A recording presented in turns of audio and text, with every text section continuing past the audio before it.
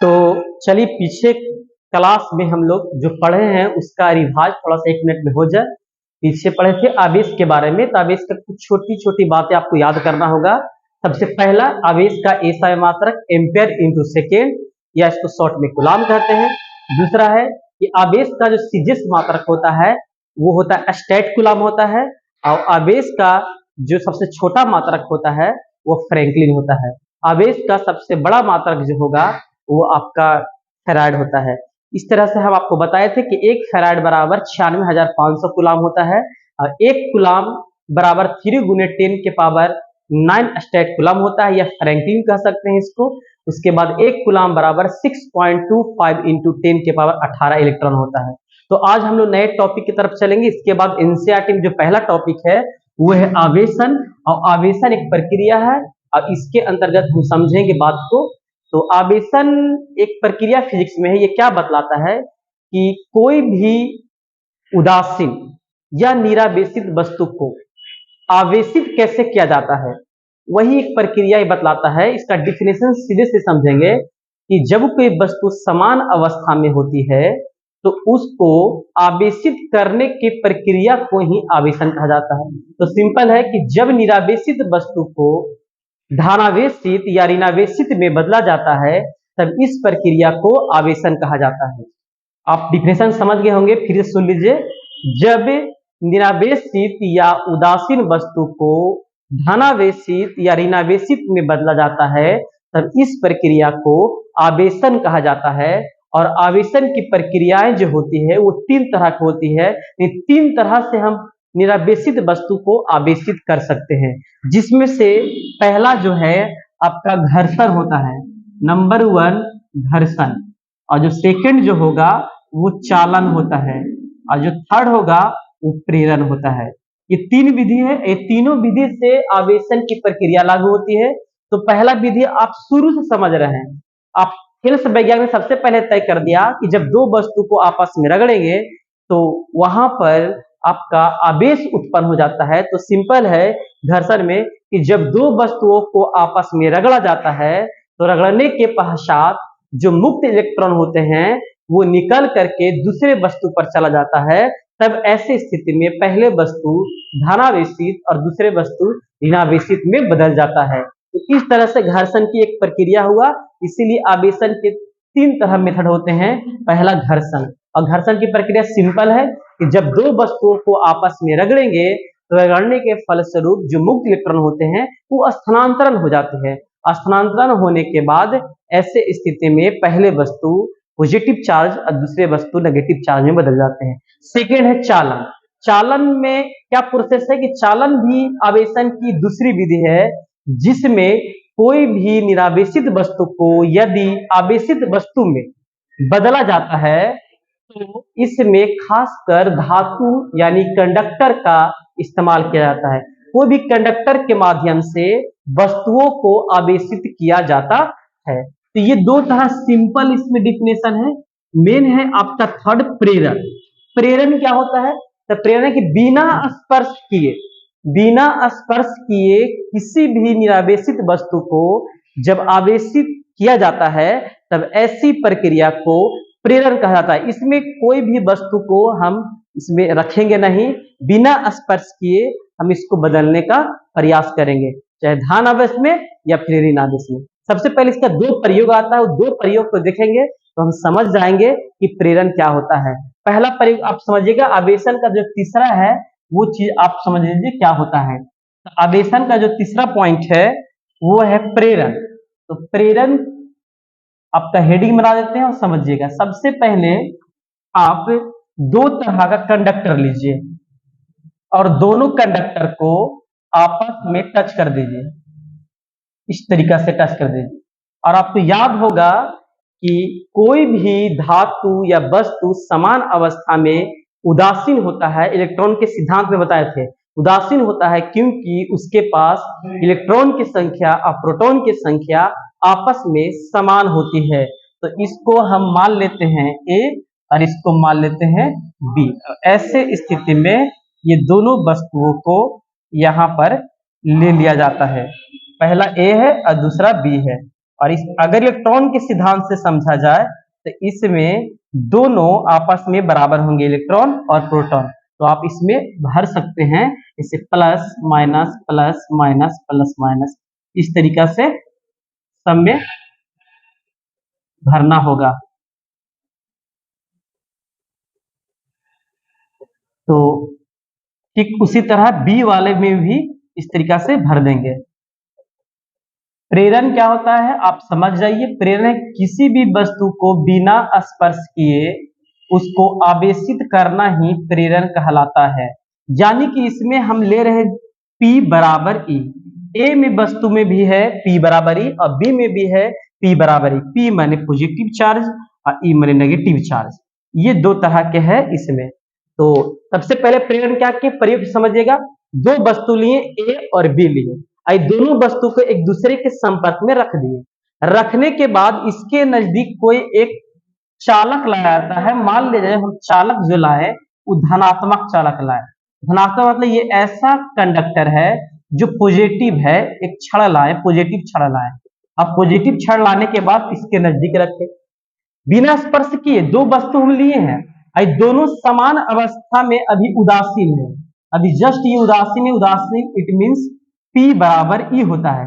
अभी जस्ट ये उदासीन है और उसके बगल में एक हम धनात्मक छड़ लेकर के आए और उसके बाद लाने के बाद इसमें क्या देखा गया। आप देखिए इसका कंडीशन, ये फर्स्ट कंडीशन है और सेकंड कंडीशन इसका क्या बनेगा आप समझिएगा इस तरीका से।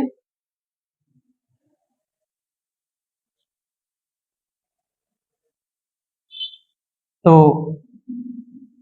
क्या होगा सेकंड कंडीशन में कि जैसे आप कंडक्टर लाए धनात्मक लाए तो ऐसे स्थिति में धनात्मक होने के कारण से इसमें जो भी इलेक्ट्रॉन होंगे, जो भी नेगेटिव चार्ज होंगे एक साइड हो जाएंगे। यानी कि अट्रैक्शन फोर्स लगाएगा प्लस माइनस को लेकर के और रिपल्सन फोर्स लगाएगा प्लस प्लस को लेकर के। तो एक ध्रुव पर माइनस आ जाएगा और दूसरे ध्रुव पर प्लस हो जाएगा। तो कह सकते हैं कि इधर जो ये साइड में जो है वो ऋण आवेश उपस्थित हो जाएगा, क्योंकि बगल में धनात्मक छड़ हम लिए और ये साइड में जो है वो प्लस हो जाएगा, क्योंकि कारण है कि रिपल्सन फोर्स लगाया, प्रतिकर्षण बल लगा। कारण क्या है प्रतिकर्षण बल का? कारण ये है कि आप धनात्मक छड़ लाएं ए बी दोनों वस्तुओं में समान स्थिति में उदासीन है, P बराबर E है। तो ऐसे स्थिति में दोनों की संख्या समान है। जैसे धनात्मक छड़ लाएं तो धनात्मक होने के कारण से ऋणात्मक को अपने तरफ खींच लिया और जो प्लस धनात्मक को दूसरे ध्रुव पर उसको रख दिया गया। इस तरीका से आपको यहाँ पर कंडीशन देखने को मिला। अभी भी धनात्मक छड़ यहाँ पर रखा हुआ है। यहाँ पर आपको दिखाना होगा कि धनात्मक छड़ सेकंड कंडीशन में अभी भी है। थर्ड कंडीशन क्या होगा? थर्ड कंडीशन में आपका धनात्मक छड़ को हटा देना होगा। इस तरीके से धनात्मक छड़ को आप हटा दीजिए। हटाइएगा तो क्या होगा ऐसे स्थिति में कि जो वस्तु है, सबसे पहले धनात्मक छड़ को हटाने से पहले एक काम और कीजिए। पहला कंडीशन आप देखिए कि समान अवस्था था, दोनों संख्या बराबर था। धनात्मक छड़ लाए तो दूसरा जैसी लाए दूसरा कंडीशन उत्पन्न हो गया। पहले ध्रुव पर माइनस हो गया, दूसरे ध्रुव पर प्लस हो गया। इस स्थिति में धनात्मक छड़ को अभी भी यहाँ पर रखें, आप इसको दिखाइए। अभी भी यहाँ पर इसको लेके हटाइए नहीं, इसको दिखाइए। दिखाने के बाद ये माइनस माइनस चिन्ह को इस साइड दिखा दीजिए। थर्ड कंडीशन में क्या होगा आपको समझना होगा। ये प्लस प्लस प्लस प्लस और इसको आप पृथ्वी से कनेक्ट कर दीजिए। आपको समझना होगा एक चीज, अर्थ एक ऐसा है जिसके पास इलेक्ट्रॉन और प्रोटॉन दोनों शामिल होता है। पृथ्वी में इलेक्ट्रॉन और प्रोटॉन दोनों शामिल होता है। समान अवस्था में भी पृथ्वी उदासीन होती है, इसका मतलब E बराबर P होगा। तो ऐसे स्थिति में जब पृथ्वी भी समान अवस्था में उदासीन होती है तो हम लोग करंट के लिए, धारा के लिए पृथ्वी की मदद लेते हैं। जैसे अर्थिंग लगाते हैं। अर्थिंग लगाने का कारण है कि इलेक्ट्रॉन को तेजी से प्रवाह करना, उसमें से इलेक्ट्रॉन निकल करके और वोल्टेज को बढ़ाने में मदद करता है।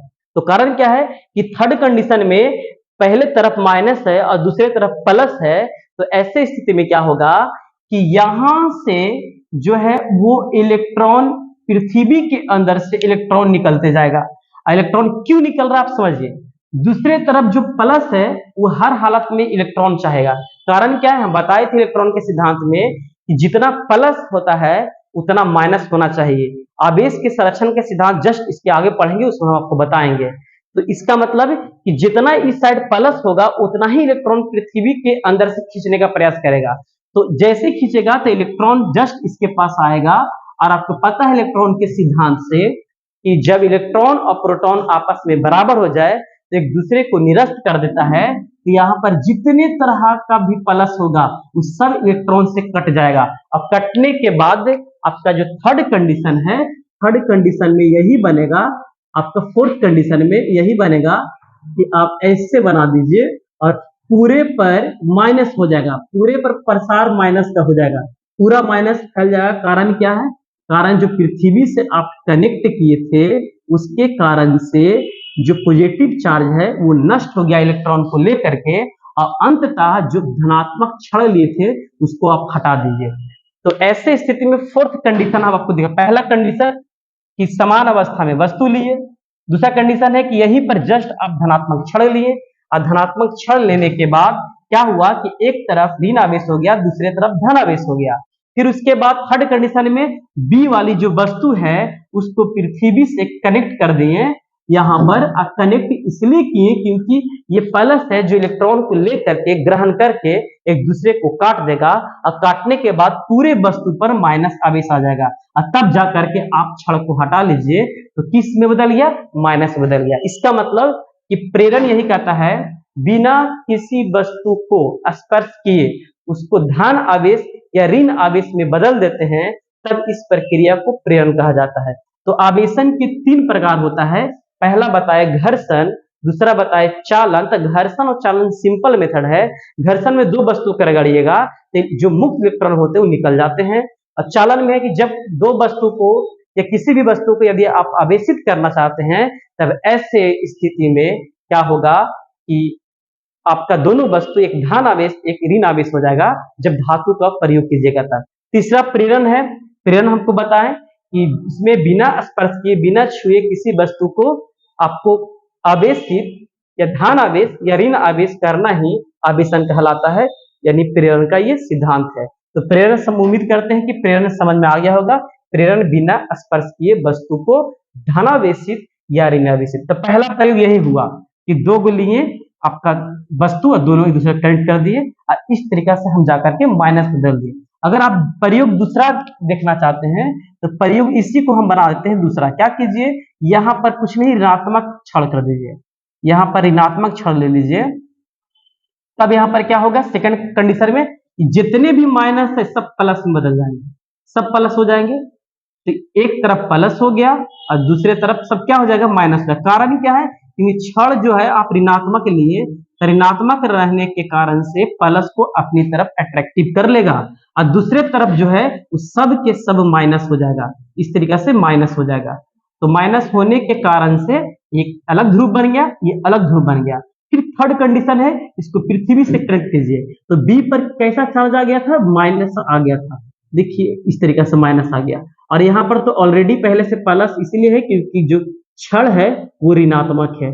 ऐसे स्थिति में ये पूरा प्लस हो गया और ये पूरा माइनस हो गया। आप पृथ्वी से कनेक्ट कीजिए। अब आपको यहाँ पर समझना होगा, उसमें तो इलेक्ट्रॉन ग्रहण इसलिए कर रहा था क्योंकि प्लस था। देखिए प्लस का मतलब, धनात्मक का मतलब सीधे सीधे समझना होगा कि समान अवस्था से उसमें इलेक्ट्रॉन की कमी होना, ये हुआ आपका धनात्मक। और ऋणात्मक मतलब ये हुआ कि समान अवस्था से उसमें इलेक्ट्रॉन ज्यादा होना, जरूरत से ज्यादा होना। तो सीधे सीधे आपसे सवाल आता है कि बताइए कि ऋणावेशित वस्तु इलेक्ट्रॉन को त्याग ग्रहण करेगा? तो ज्यादातर स्टूडेंट यही बोलते हैं कि ग्रहण करेगा।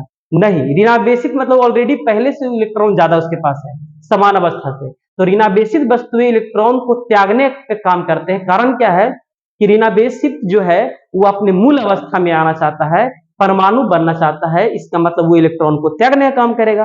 तो ऋणावेशित वस्तु इलेक्ट्रॉन को त्यागता है। क्यों त्यागता है? क्योंकि कहीं ना कहीं इलेक्ट्रॉन को ग्रहण किया होगा। तो पहले वो मूल अवस्था में परमाणु होगा, इलेक्ट्रॉन ग्रहण करके ऋण आयन यानी ऋणावेशित बन गया होगा।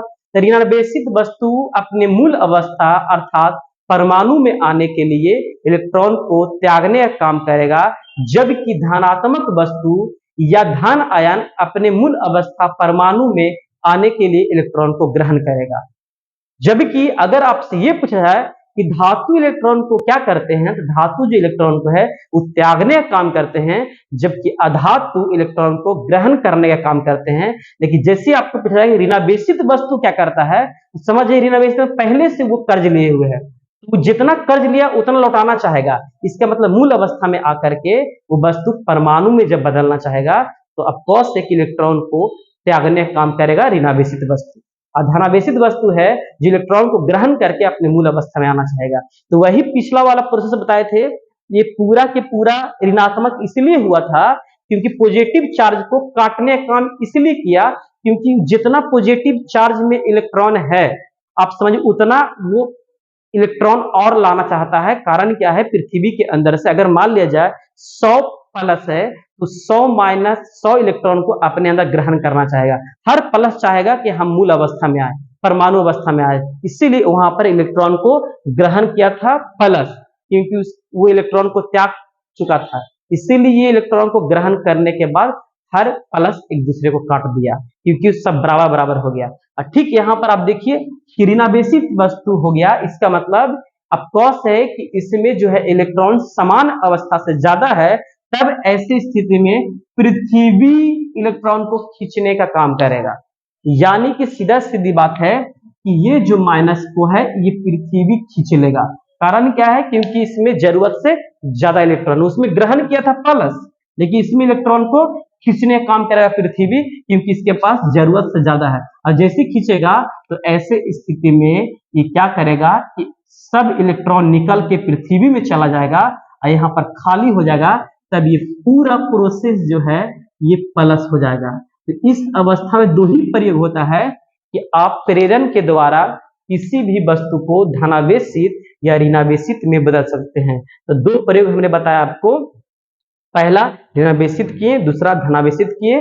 और आज जो टॉपिक था आवेशन, आवेशन के 3 प्रकार होते हैं, घर्षण, चालन और प्रेरण। इस तरीका से ये टॉपिक जाकर के खत्म हुआ और एक नए टॉपिक की शुरुआत करते हैं। तो ऐसे स्थिति में उम्मीद करते हैं कि आप समझ रहे हैं। तो आगे चलते हैं आवेश के संरक्षण का सिद्धांत। जस्ट इसके बाद ही ये बात को पढ़ना होगा, आवेश के संरक्षण का सिद्धांत क्या होता है आप समझ लीजिए। पहले संरक्षण मतलब होता है कि ऊर्जाओं को नष्ट न करना, न उसको निर्माण करना। संरक्षण मतलब सेफ रखना। जैसे आप किसी प्रकार का काम करते हैं तो आपका एनर्जी सेफ रहेगा तो संरक्षण कहलाता है। आवेश के संरक्षण का सिद्धांत क्या होता है आप समझिएगा। आवेश के संरक्षण का सिद्धांत, यह है नेक्स्ट टॉपिक। इसमें क्या है इस टॉपिक में कि आवेश को न तो बनाया जा सकता है और न ही नष्ट किया जा सकता है, बल्कि ये एक जगह से दूसरे जगह स्थानांतरण किया जा सकता है।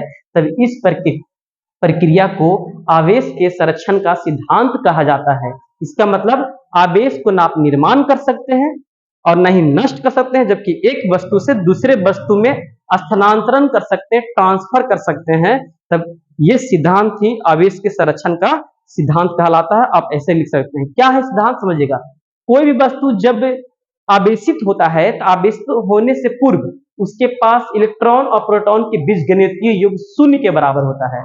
इसका मतलब कि उसके पास जितना इलेक्ट्रॉन की संख्या होता है उतना प्रोटॉन की संख्या होता है। जैसी कोई वस्तु आवेशित होता है फिर भी उसमें इलेक्ट्रॉन की कमी नहीं होती, जितना पहले इलेक्ट्रॉन था उतना बाद में भी इलेक्ट्रॉन होता है। इसके मतलब जब आवेशन की प्रक्रिया होगी तो याद रखिएगा इलेक्ट्रॉन सुरक्षित रहता है। इसका मतलब आवेश सुरक्षित रहेगा। पहले अगर 10 इलेक्ट्रॉन है तो आवेशित हो जाने के बाद भी 10 इलेक्ट्रॉन रहेगा। इसके मतलब आवेश के संरक्षण का सिद्धांत यही है, यदि कोई वस्तु आवेशित होता है तो आवेशित होने से पूर्व मतलब पहले इलेक्ट्रॉन की संख्या और जब आवेशित हो जाता है उसके बाद की इलेक्ट्रॉन की संख्या आपस में बराबर होता है। जैसे आपको एग्जाम्पल बता देते हैं कि मान लिया जाए कि इलेक्ट्रॉन ऋणावेशित होता है और उसका प्रतिकरण का नाम है पॉजिट्रॉन, एंटी पार्टिकल उसको बोलते हैं। तो इलेक्ट्रॉन के एंटी जो पार्टिकल होते हैं वो पॉजिट्रॉन होते हैं और पॉजिट्रॉन प्लस होता है और जो इलेक्ट्रॉन है वो माइनस होता है।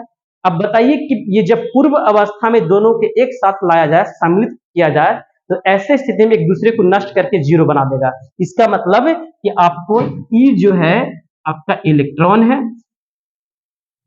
और एक जो लेंगे ई है, ये प्लस में लेंगे, ये पॉजिट्रॉन है। अब ये बताइए कि इसका विपरीत कण है, इलेक्ट्रॉन पूछता है सवाल, इलेक्ट्रॉन के विपरीत कण को क्या कहते हैं, तो पॉजिट्रॉन कहते हैं। और पॉजिट्रॉन पॉजिटिव होता है और इलेक्ट्रॉन नेगेटिव होता है। अब बताइए कि यदि बीजगणितीय का मतलब आप प्लस माइनस देकर के लिखने की प्रक्रिया बीजगणितीय कहलाता है। जैसे दोनों को आपस में लिख दीजिएगा तो ये जानते क्या, गामा बन जाएगा। और गामा किरण उदासीन होता है, इसका मतलब इस पर जीरो चार्ज हो जाएगा, चार्ज जीरो हो जाएगा, किसी प्रकार का चार्ज नहीं, ना प्लस है ना माइनस है, जीरो है। आई भी कटने के बाद क्या हो जाएगा, जीरो हो जाएगा। इसके पास भी आपका इलेक्ट्रॉन की संख्या जीरो हो गया, इसके पास भी जीरो हो गया। इसका मतलब कि जब कोई वस्तु आवेशित होता है तो आवेश के संरक्षण के सिद्धांत यही कहलाता है कि पहले की अवस्था में इलेक्ट्रॉन और बाद की अवस्था में इलेक्ट्रॉन यदि बराबर हो जाए तो आवेश के संरक्षण के नियम को पालन करता है। डिफिनेशन लिखना अलग बात है और समझना अलग बात है। डिफिनेशन सिंपल है, ना तो आवेश को नष्ट किया जा सकता है, ना तो आवेश को निर्माण किया जा सकता है, जबकि एक जगह से दूसरे जगह स्थानांतरण किया जाता है, तो ऐसी प्रक्रिया आवेश के संरक्षण का सिद्धांत कहलाता है। इसमें पहला एग्जाम्पल। दूसरा एग्जाम्पल आपको याद दिला दे, आपका जैसे यूरेनियम 92 और 238 को यदि आप नाभिकीय विखंडन अभिक्रिया करवाते हैं, तोड़ने का प्रयास करते हैं, इसको नाभिकीय संलयन अभिक्रिया होता है, एक नाभिकीय विखंडन, इसको नाभिकीय विखंडन अभिक्रिया करवा रहे हैं, तब ऐसे में पीएच 90 92 और 230 प्लस हीलियम 2 और 4 बनेगा। इसका मतलब कि जब आप 92 238 को एक बड़े नाभिक है, जब इसको तोड़िएगा तो तोड़ने के बाद थोरियम 90 230 होगा और उसके 234 होगा, सॉरी 234 होगा, और हीलियम 2 और 4 होगा। अब इसमें देखिए, ये आवेशित होने से पहले इसके पास इलेक्ट्रॉन की संख्या 92 है। हम आपको बताएं कि किसी भी परमाणु में Z बराबर P बराबर E होता है, इसमें P भी कितना है, 92 है, और A कितना है, 238 है। और यहाँ पर देखिए कि इसमें E कितना है, इसमें E आपका 90 है, उसके बाद इसमें P कितना है, तो 90 है, और A कितना है, 234 है। और यहाँ आइए, यहाँ E कितना है, 2 है, और P कितना है, 2 है, और A कितना है, 4 है। देखिए यहाँ टोटल A 238 है और टोटल इलेक्ट्रॉन 92 है, तो यहाँ पर भी जोड़ी देखिए 90 और ये 2, तो हो गया टोटल इलेक्ट्रॉन 90 प्लस 2 बराबर 92। अगर A की बात किया जाए तो 234 इसका और 4 इसका, तो बराबर 238। इसका मतलब कि नाभिकीय विखंडन जो है वो आवेश के संरक्षण के नियम के सिद्धांत को अच्छे से फॉलो करता है।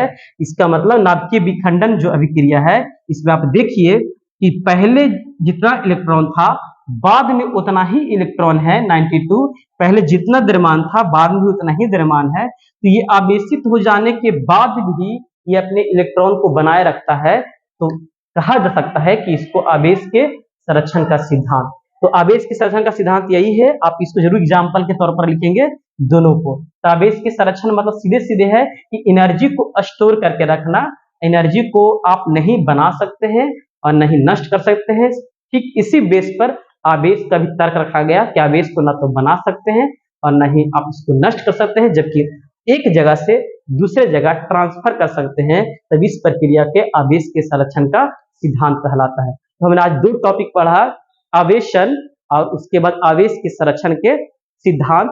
तो आगे भी और पढ़ेंगे। तो धीरे धीरे आपको अगर वीडियो पसंद आए तो आप इसको लाइक कीजिए, सब्सक्राइब कीजिए और अपने फ्रेंड के साथ शेयर कीजिए। जय हिंद।